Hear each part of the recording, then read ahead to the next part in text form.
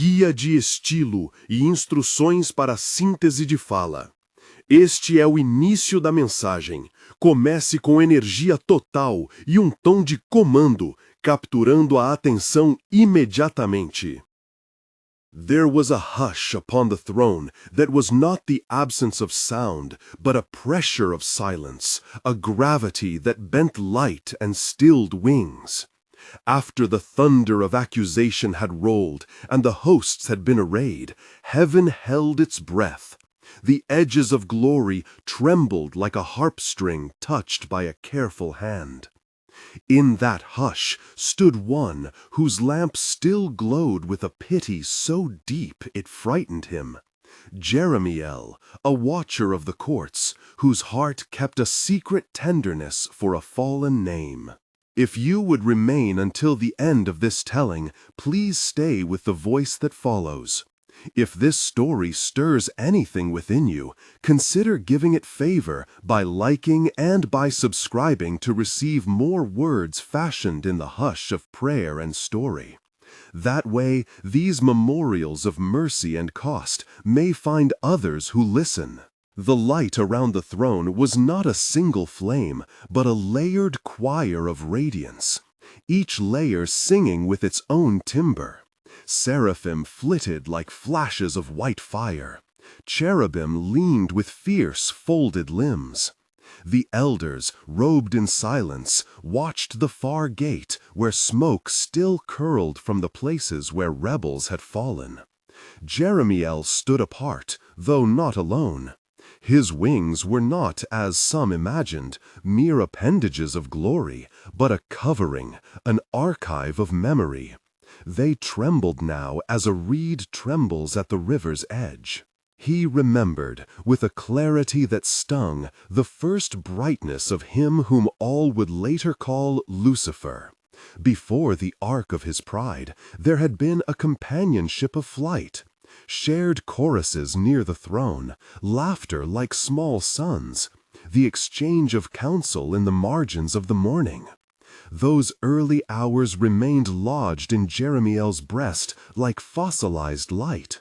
He could still hear the music of that time when joy was untempered by ambition. Yet memory does not annul decree. The council had judged. The rebel's voice had become a roar of accusation and self-glorification. The sentence was cast, banishment, condemnation, a ripping away from the clear sight of the throne. The hosts had borne the rebel out. The abyss had swallowed the hollow of his fall. Michael, like iron tempered with sorrow, had stood at the breach and answered fury with a steady shield.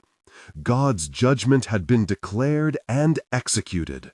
This was the immutable frame of the cosmos. Even so, in the hollow of decree, Jeremiel felt a compassion that was not permission. It was a hazard to name it compassion in a court that prized obedience above the softness of feeling. He knew the law and the sanction that followed transgression. He knew, too, that pity could be a blade if wielded as excuse. His heart beat against these truths as a moth beats against flame. It began with a rumor. Some said a folly of thought. Others whispered that Jeremiel had been given a glimpse no other was permitted. He would not call it sight. That suggested a license, but rather an ache in which he discerned that not all who had fallen were broken beyond measure. Not all voices from the pit were the roaring vindication of pride. In the dusk beyond the gates, he heard a quieter sound, a small pleading like a wing rubbing against a broken reed. Mercy, he thought, is sometimes a hunger so strong it becomes prayer. One evening, though heaven measures evening by a lowering and not by hours, Jeremiel went to the western lip, where the firmament thinned and the abyss breathed its cold mist. He walked not as one seeking to thwart decree, but as one who must answer a summons in his own bones. A thin river lay there, the seam between realms. water that neither reflected the throne's glory nor sank wholly into shadow. Mist rose from it like the memory of a hymn. He had a memory of a voice once sweet and full, now transformed. He did not imagine he could unmake the past, but he could not ignore the present of a being whose ruin had the echo of what had been. Standing at the river's margin, Jeremiel prayed, and his prayer was small enough to keep hidden. O Lord, if there be a place where justice and mercy may meet, grant me understanding, he whispered, the first person speaking like a crack of light in a closed room. Teach me how to hold both without profaning either. The river answered with only its hush. On its surface, fragments of fallen feathers floated like pages of a book blown out of order. Souls, not as bodies, but as glimmering embers of memory, drifted in the current, some seeking shore, some borne away. Jeremiel felt a tenderness for them that had no license in certain councils. It was a cost he was willing to bear, if cost there must be. He drew down then into the shadowed place beyond the gate. The descent was not dramatics of ruin, but a narrowing. Light thinned and became a memory of itself. Colors grieved into gray. Sound was compressed into the almost silence of a thing buried. For each step he felt 100 eyes turned like questions, not always hostile, but never wholly trusting. Regret, he thought, has a language that angels do not often speak aloud. He held his own. When he crossed the boundary, the first to see him was not the rebel himself, but those who had become the chorus of the fallen, lesser watchmen now drained of their former brightness. They moved like a wind through chapped reeds, bitter and live. From among them came a single form whose outline he recognized by the cadence of its ruin, Lucifer, whose name still held a brightness in memory. He sat upon a fractured stone, not crowned but hollow-eyed, his brilliant semblance tarnished. Pride had left its scar on his face, regret had hollowed his speech. Why do you come? Lucifer's voice was less thunder than a remembered music that had been slowed and warped. There was no plea of innocence in it, only a hunger that had been shaped by loss. Lord, he answered then, in the first person that was prayer and confession alike, I sought to remember. I sought to hold love without denying justice. If I have trespassed, let my trespass be known. I will bear the consequence rather than hide it. There was a pause in which the river held its breath, and the fallen watched like leaves waiting to be stirred. Michael came forth then, not as storm, but as a tempered blade. The archangel's presence carried the weight of defense and the sorrow of the guard who must wound to keep the place sacred. His countenance was grave, yet his eyes were not without pity for the one who stood before him. Jeremiel, Michael said, and the name carried the sound of discipline wrapped in concern. You have loved with a perilous love. It is a love that remembers what was true, Jeremiel replied. I do not ask that the decree be unmade. I ask only that mercy be permitted to be an instrument not of overturning, but of purpose. Michael's gaze rested for a long moment on the river, on the fallen shapes, as if measuring cosmic weight. There is justice that must stand as boundary. There is mercy that becomes work. The decree against the rebellion is final. None shall unmake that. Yet there are other ministries, other callings that issue from the throne. The judgment that followed was not a flaying, nor a vindictive erasure. It was a stripping, a naming of consequence that would shape vocation.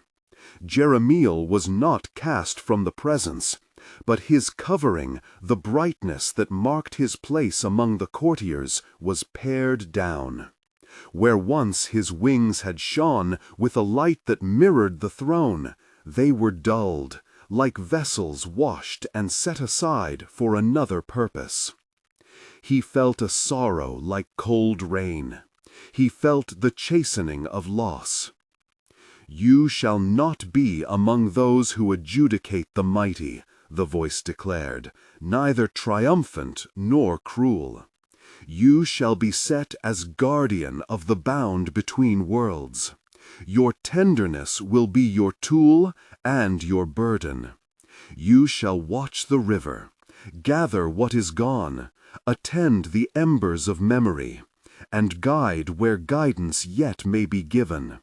Your mercy will no longer be an undisciplined longing. It will be a ministry." Jeremiel stood as if stripped naked before a sea that knew how to name him. He could have rebelled against the sentence as some had done, but his heart, wounded as it was, knew the righteousness of the decree.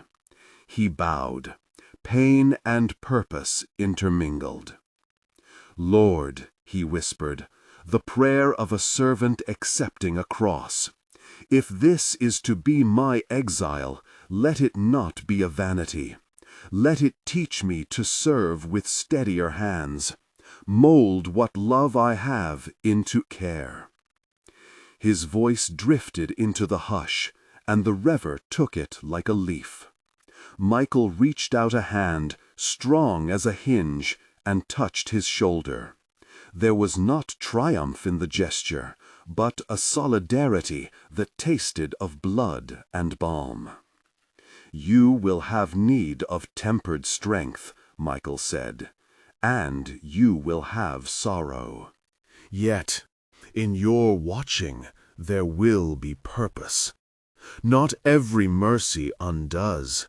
Some mercies keep.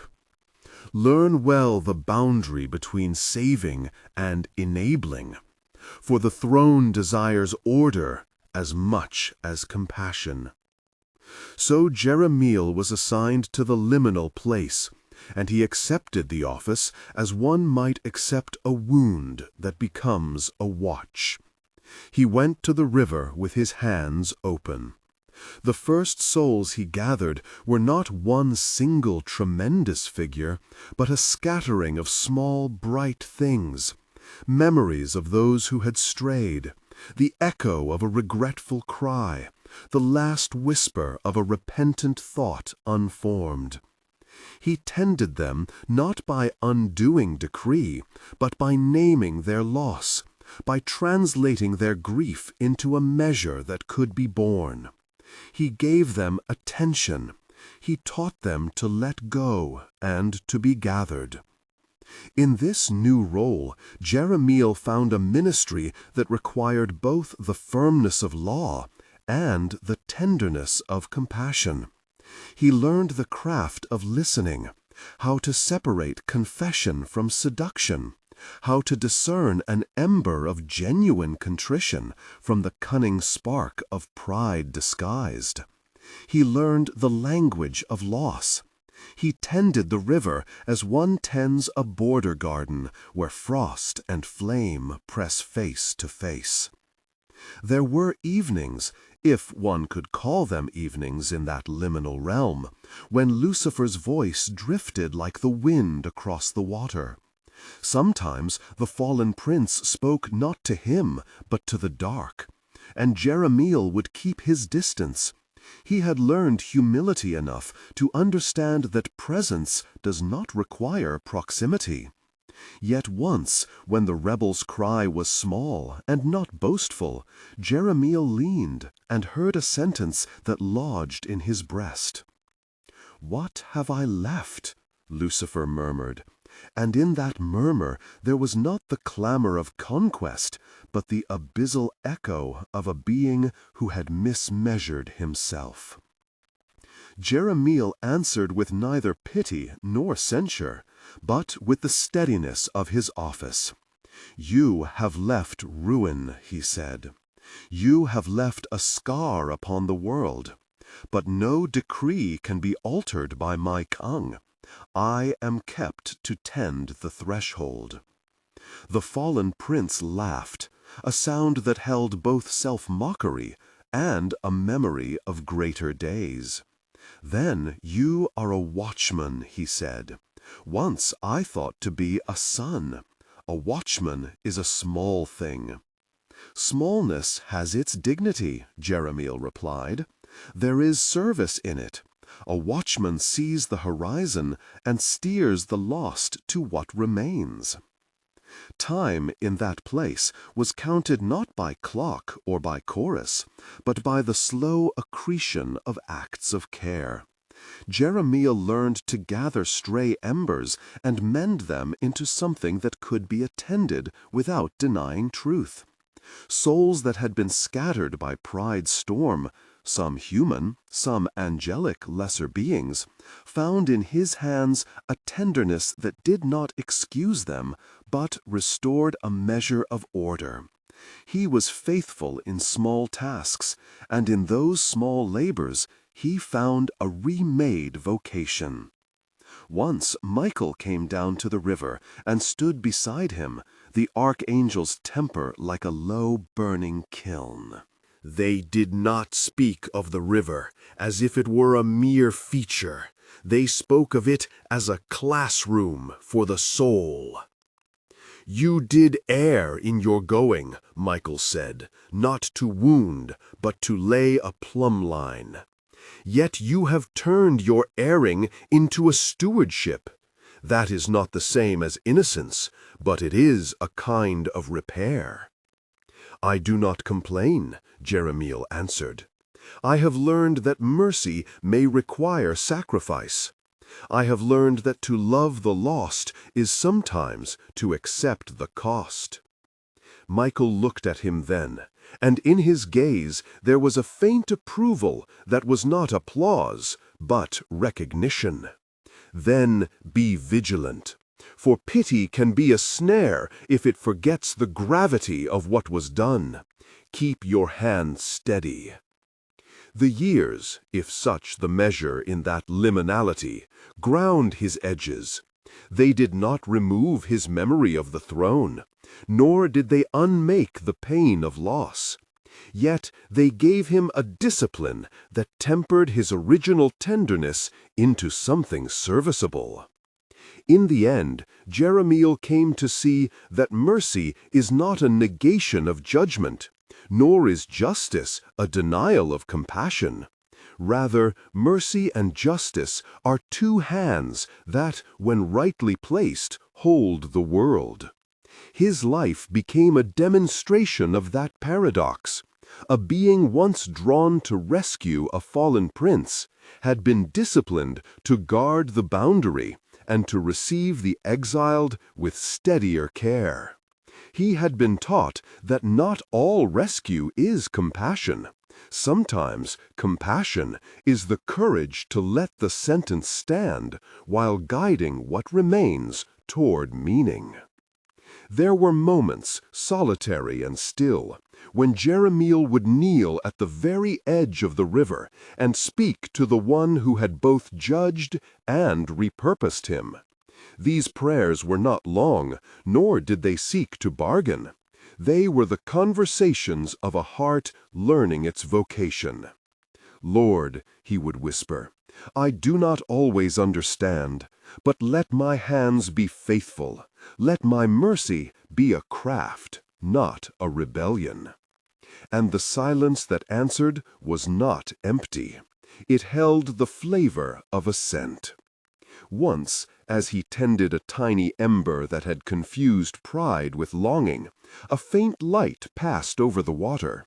Michael paused on the bank, and for a breath the two stood together, guardian and watchman, each bearing a measure of grief and of service. Michael placed his hand on Jeremiel's shoulder, a touch that was neither command nor consolation, but the binding of two who had shared a battle. "In your work," Michael said, There is a witness to the order that the throne keeps. It is not our place to alter decree, but our place to bring what we may into the shape that serves. Be steadfast. Jeremiel inclined his head and returned once more to the river. He knew now that mercy had cost him brightness, but had given him a purpose that was not vanishing. He could not bring back the rebels' former glory, nor erase the crimes that had rent the heavens. He could, however, learn the discipline of stewarding what was left, the fragments, the regrets, the small embers that, tended, might become lamps to guide the lost onward in their new measure of being. The end of the story is not the undoing of what was made. It is the making of what can yet be within the boundaries set by righteousness. Jeremiel accepted his thin light and fashioned from it a ministry. He became the one who waits at the river, who remembers without softening the truth, who tends without seeking to overrule. Mercy, in his hands, was no longer a theft from justice, but an instrument of careful repair. So his song changed. It was quieter than before, not because it was less true, but because it had learned the voice of service. When he prayed, it was not to overturn what had been rightly judged, but to sanctify the grief and to shape compassion into work. "Lord," he whispered at last, as the river sighed beneath a sky that held both throne and shadow, "teach me always to keep the covenant of your order. Give me hands that do not flinch from cost, and eyes that see what I may do." And in the hush that followed, there came not a promise to unmake judgment, but the steadier presence of a God who sets order and permits mercy to labor within it. Jeremiel rose and bent over the river, gathering a glimmer that had been carried to his care. He folded it as one folds a cloth, tender and exact, and set it on the shore where the light could warm it again. If there is consolation in this, it is that mercy, though costly, is not vain. It may be shaped into vocation. The watchman's lot is narrow and humble, yet within that narrowness there is a deep work, to stand between what must be kept and what may yet be mended, to tend the remnants of pride with steady hands, and to teach the lost how to bear what remains of themselves without illusion. May those who hear remember that compassion may call for sacrifice, and sacrifice may be the doorway to a ministry that keeps both justice and love. And in that remembering there is a soft triumph, not the undoing of judgment, but the faithful tending of what grace still allows to be healed. If this story moved you or made you think of the cost and calling of mercy, please consider subscribing and sharing your thoughts in a comment. If you would like more tales woven from the hush between glory and shadow, leave a like and ring the bell to be kept informed of future narrations. Thank you for listening.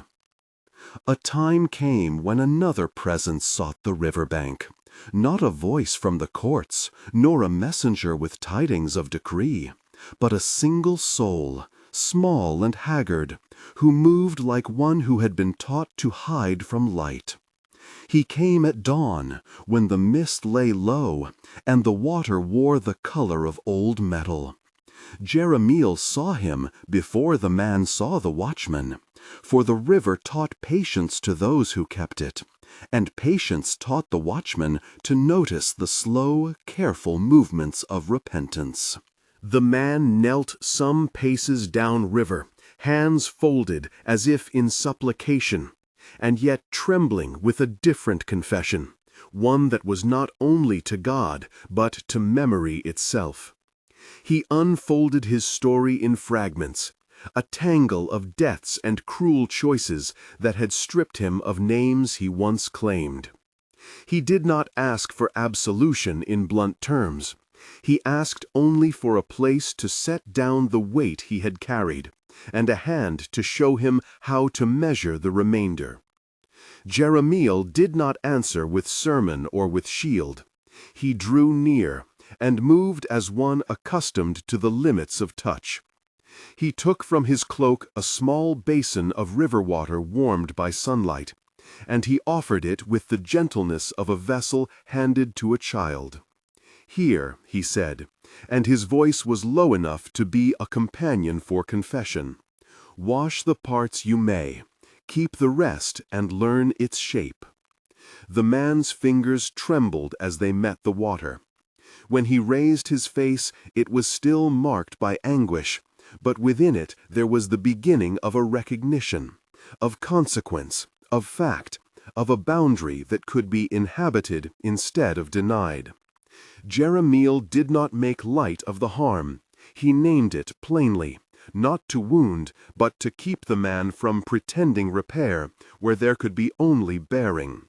He taught him the first lesson of the watchman's mercy, that to tend is not to erase, but to enable honest life within what remains. They spoke of small trades the man might learn, of ways to repay what could be repaid, of ways to speak names aloud that had been stolen. Jeremiel showed him how to fold regret in neat, honest motions, how to feed a single ember with labor and contrition until it might offer warmth without pretending itself a hearth. When the man rose, his shoulders were no lighter in total, but they carried a clearer shape. There was, beneath the burden, a kind of architecture to his sorrow. As the morning advanced and the mist thinned, others came in a slow and steady tide, some wandering, some directed by conscience, others driven by a grief that would not be silenced. Jeremiel met them each with the same measured hands and the same sober counsel. He taught, he bound, he directed towards tasks that fit the measure of each heart. Mercy in his care refused to be sentimental. It was exacting, practical, carved with the patient tools of discipline. Word of his river work passed, not as rumor of a miracle, but as testimony to a method. Those who had known great brightness and fallen were shown how to be less than they had been, without losing the capacity to serve. Men and women found tasks that matched their new edges. Some mended looms, some kept the little gardens by the river, some walked with children who had never learned how to be trusted. The work was humble, sometimes painfully slow, but it was work with a rule. Michael watched from the farther bank, his silhouette steady as an unchanging law. "You have learned the craft," he told Jeremiel one dusk, "and the craft keeps the world from fraying. Be faithful." Jeremiel answered with a quiet that carried no pride. "I keep what mercy may be permitted to keep," he said. "I will not soften decree, nor will I refuse to tend what remains."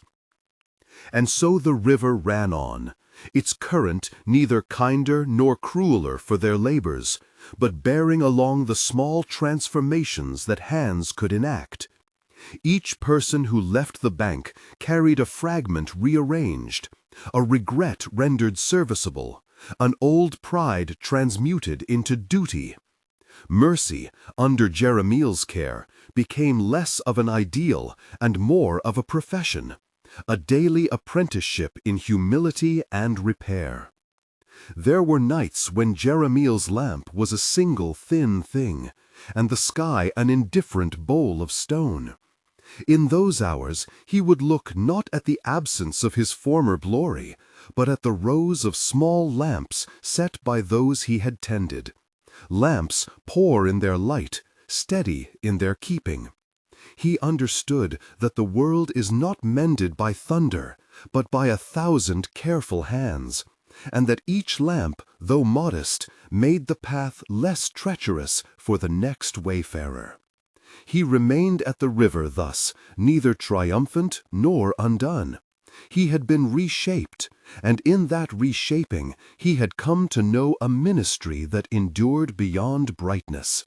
The watchman's lot was narrow, but in its narrowness the world learned to walk again.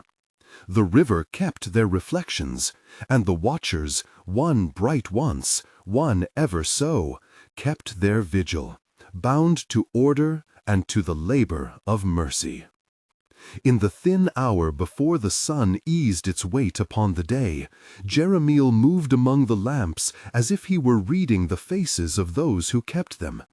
He checked the wicks, mended a cracked clay bowl that served for oil, straightened a child's careful hand where it trembled with the fear of letting flame fall. The lamps answered him with small, steady breaths, and in their light the river showed its patient ribs. A sound came then from the path that ran along the farther bank, a footfall that did not belong to the usual passing, not the slow tread of those who sought work, nor the careful step of a penitent. It had a quickness to it, an edge that belonged to someone still unaccustomed to being small. Jeremiel looked up. A single figure advanced, shoulders held as if against wind, face shaded by the habit of having once looked too brightly, and now trying to look less so. When the man drew near, Jeremiel saw the old pattern in him, the flash of recognition, the half-formed arrogance that had not yet been smoothed by consequences. His name, Leor, came to Jeremiel unbidden, like a name spoken at a doorway. Leor came from a place beyond the watch, from kinds of brightness that left emptiness behind. He carried no bundle. His hands were empty, as if he had already lent them everything he owned to the light. "I have come," Leor said, and his voice was the sort of plea that remembered triumph. They say the hall will consider a petition. They say a name may be returned if one can prove contrition. Tell me, can you put me in the road? Can you teach me to be what I was? His eyes went to Michael, then back to Jeremiel, seeking confirmation, as if mercy might be summoned like a thing that could be signed. There was listening in the bank, a gathering of those who mended, those who kept gardens, a child with a bandaged knee, a woman whose hands smelled of linen. None of them had Leor's shine. Their faces were worked and sober. They watched because the old brightness, when it passed, always left questions like stones in the riverbed. Jeremiel regarded Leor without hurry. He had learned how to read these approaches. The way a person asked did half the work of answer. He thought of the basin of river water, of folded regret shaped into honest motions. He thought of the rule by which mercy was given, not to restore impossible heights, but to enable life within new measure. "You ask to be put in the road," Jeremiel said. "What you ask for was never mine to give. I teach the hands that remain how to do what they can. I do not make a man into what he was. I teach him to be what he may yet be." Leor's face tightened. "There is a hall," he insisted. "They will hear petitions. There are names that the hall has returned. I can stand before it. I can be whole again." Michael moved then, a shadow that grew solid. He did not step forward as if to strike. His presence was a law made manifest. He said only, "The hall hears many things, and it answers as it must. But listen, those who seek restoration and mistake yearning for repentance often return less whole than they began. Be faithful to the shape of your life, Leor, if you would not be sundered." There was no scolding in Michael's voice, only a firmness like an anchored rope. Yet Lior's desire was a tide that did not care for anchors. He turned his face up toward the slope that rose out of the valley, toward the old places of brightness, places marked by stone pillars and high unused thresholds, where once light had pooled and men had been set apart. "I will climb," Lior said, as if climb were a verb that would summon answer. "If the hall will not hear me, then it will be the place itself. I can take what I once had. I can make myself whole again." Jeremiel looked at him, and with a gentleness that had been hard won, he replied, "There are heights that will take you as easily as they once gave you. That which once burned you will burn you still, if you press your hand to it. I have seen men reach and find only ash beneath their palms. Mercy tends. It does not return the lightning to the same jar. There is testimony enough in the bones beside the road." The crowd shifted. Some murmured agreement. Others watched Lior with a curiosity half hopeful, half dread. Lior's pride was a live thing, and pride can be as patient as a sleeper who will rise at the moment of danger. He set his jaw, and without more words began to climb the slope. They followed him, 2, then 3, drawn by the drama of a man testing the world. Jeremiel and Michael came slower, as if out of respect for the agency of one who would test the limit of his own desire. The path rose in thin stages, and at the crest were the old stones, warmed by the day, bearing the faint scars of past radiance. Lior stretched his hands toward the air where memory said there might be light. For an instant the world seemed to hold its breath. The river below sighed.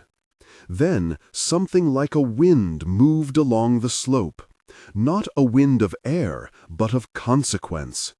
And when Lior's fingers closed as if to grasp an absent brightness, there came a burning, sharp, not like flame, but like a memory of heat that found the places hardened by life and split them. Lior gave out a sound that was not wholly human. His face contorted as if memory and yearning met and fought. Michael was there at once, hand on Lior's shoulder, steady as a law. He did not seize or rebuke beyond necessity. He anchored. Jeremiel moved with his basin, pressing cool water to the parts that had been seared by the wish for what could not be returned. The burn was not fatal. It was a kind of clarifying wound. Lior collapsed to his knees, breath ragged, hands cradling the hollow where a desire had scorched the edges of his life. "See what I have warned," Jeremiel said softly, his touch deliberate as he tended the charred skin. "Not every return is mercy. Not every answer from on high is for the good of a fragile life. You would have burned the roads for those who walk them, Lior, that you might go brighter upon them." Lior's eyes were bright with a new chastening. He had, in that instant of contact, felt what it was to break something greater than himself. The truth of his narrowness arrived with pain. He had wanted to recover former power. Instead, he had almost unmade the place where others took their slow steps. Around them, the crowd exhaled. Some wept, not for Lior alone, but for the reminder of cost. A woman who had tended a garden with patient hands came forward and laid a small bandage upon his wrist. "We will teach you," she said simply. "There is a loom that needs a steady hand. The children need a walker. Come with us." It was a plain offering, the sort Jeremiel prized. Not a promise of restoration to the heights, but a proposal of work that matched the new edge of his life. Liar looked at the woman's hands, scarred, capable, and for the first time he seemed to measure himself against possibility rather than past glory. He nodded once, as if a man had been handed the shape of an instrument he could use. Michael did not speak then, but he watched the exchange as if approving a contract penned in the evening. When Liar was made somewhat decent and guided to the work assigned, and he walked with a slowness that suggested his pride had been compacted into a manageable weight, Michael turned to Jeremiel. "They will try," Michael said. "Others will come with other claims. Some will ask for restorations, some for absolution of thefts of light, others for the authority they have lost. Your work will be tested by longing that wears the face of humility. Be scarce with promises." Jeremiel met Michael's calm with his own equanimity. "I will not answer longing with thunder," he replied, "but I will not barter away the safety of the road for the comfort of a single man. Mercy that ignores order permits new ruin. I will do the work I have been given." The day unspooled in the pattern of small tasks. Lior learned the loom. His fingers were clumsy but would grow steady. Another woman, who had once been a singer in a brightness choir and who had lost the capacity for high notes, found solace in tending the river herb beds. A man who had been known for quick judgments became one who kept the lists and measured the rations for the watchers. His sharpness, redirected, served rather than destroyed. At evening, Jeremiel sat by the bank with the lamp at his side and watched the small lamps flare against the slow dark. The river, indifferent to individual change, kept passing along its own custody. Michael stood a little apart, his profile like a rule against the sky. "You have taught hands to hold modest light," Michael said finally. "But what will you do when the hall itself sends a caller with a decree that would undo this place? The hall's decisions do not always come gentle." Jeremiel let the flame reflect in his eyes before he answered. "Then I will stand within my measure," he said. "I will be a witness to what tending has wrought. If the hall would rend the work apart, I will show what is kept by discipline and by the slow labor of many hands. There are truths made manifest only in longevity." They were quiet after that, as if listening for a sound that might never come. The watchers along the bank drew their cloaks close, not because of cold, but because of habit of tending, of submission to small rule. Lamps burned. Children slept near faces turned toward a light that asked nothing impossible. When night deepened and the lamps were fewer, a thin man arrived at the bank, bringing with him a rolled petition, the sort sent from the distant places where the hall recorded names. He moved with a care that was almost ritual. The sealing of a petition is a law-like thing. He presented the roll to Michael with a bow that acknowledged the steadiness of a law figure. Michael unrolled the petition under the lamp's light. The script was formal and contained a request whose language was measured. It asked for reassignment of a name, an offer to return a certain attribute to a man who had been named in the roll. The words were polite, the plea was old as the world. Give back what was taken.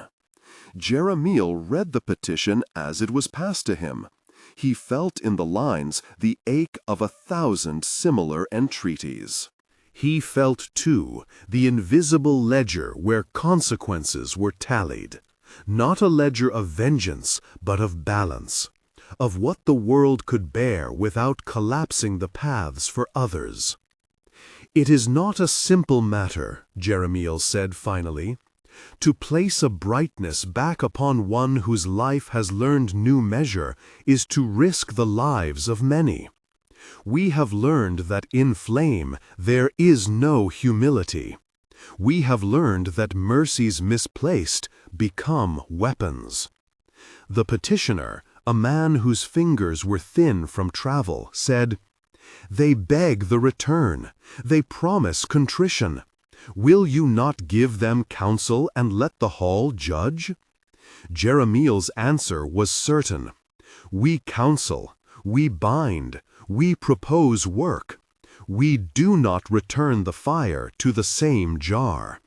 Let the hall hear, but let it know the test of our hands, that a life given to small faithful labors guards the valley better than any sudden restoration of former authority." Michael sealed the petition again with a mark of acknowledgment. The petitioner left with measured steps, a man not satisfied but not undone. The watchers watched the path by which he went, and in their watching there was a covenant. They would continue to keep the bank, to tend the lamps, to teach hands what they might do. The nights proved their point. Weeks passed, and the bank became a place where those who had once known intolerable brightness learned the craft of small usefulness. Lior's fingers grew deft on the loom. The woman's songs became a low, steady hum that taught the children cadence rather than height. The inventory of labor, who kept a small garden, who mended a roof tile, who taught a child to lace a shoe, became like a map of new edges that no grand light could redraw without ripping. Jeremiel found satisfaction not in any triumph over longing, but in the slow accumulation of competence. He took the basin down to the river at dawn, and the waters accepted his hands and the hands of those he tended. Michael's visits became less frequent. When he did come, he bore no reproach, only an affirmation like a tether pulled taut. "Be faithful," he said again and again. The phrase was a law and a benediction. One autumn evening, when the river's tone had shifted and the lamps smelled of resin and old oil, Jeremiel stood and watched the silhouettes of those who kept the lights. In the small radiance he saw faces steady as plows.